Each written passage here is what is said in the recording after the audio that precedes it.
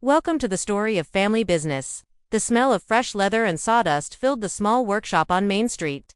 10-year-old Samuel Carter sat cross-legged under his father's workbench, watching with wide eyes as strong weathered hands stitched together a saddle.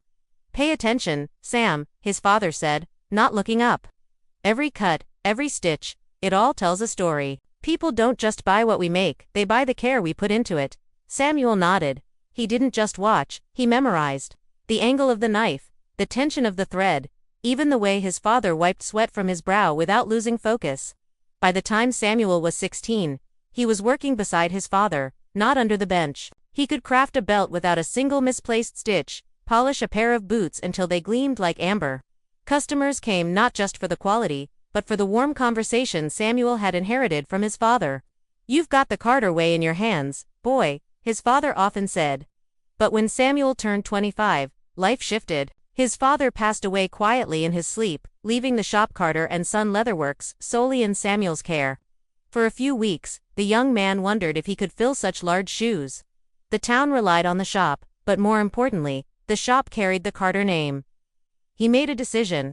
If his father had trusted him, he would trust himself. The next decade was Samuel's proving ground. He expanded the business, adding a small storefront in the neighboring town and taking custom orders from ranchers and travelers across the state.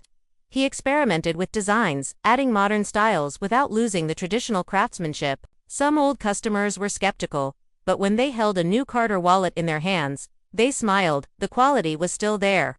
By 40, Samuel was known far beyond his county. He hired 2 apprentices, young men who reminded him of himself, wide-eyed and eager to learn. "Don't just copy me," he told them. "Understand why we do it this way." Life was busy, but it was rich. Samuel married, had children, and yet every morning he was at the shop before the sun rose, hands deep in his work before the town was fully awake. At 60, Samuel's hair had silvered, and his hands bore the map of his year's scars from sharp tools, calluses from hard work. But his mind was sharper than ever. He could glance at a piece of hide and know exactly what it should become. His children, grown and settled in their own lives, often asked why he didn't retire. "Because I'm not done yet," he would say with a grin. He spent more time teaching than working by then, passing his knowledge to apprentices who now came from out of state just to learn the Carter way. He told them stories about his father, about how every saddle they made was part of someone's life journey, a cowboy's ride, a traveler's trek, a gift for a milestone.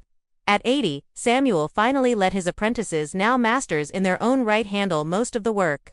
He sat in the shop's back room, the old workbench still in place, polishing a saddle as the young ones bustled around. Customers still stopped by to shake his hand and thank him for the years of service.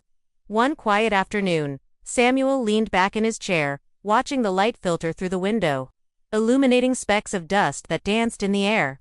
He realized the shop had grown far beyond him, yet still carried his father's spirit. The Carter name would live on, not just on the sign outside, but in the hands of those he had taught.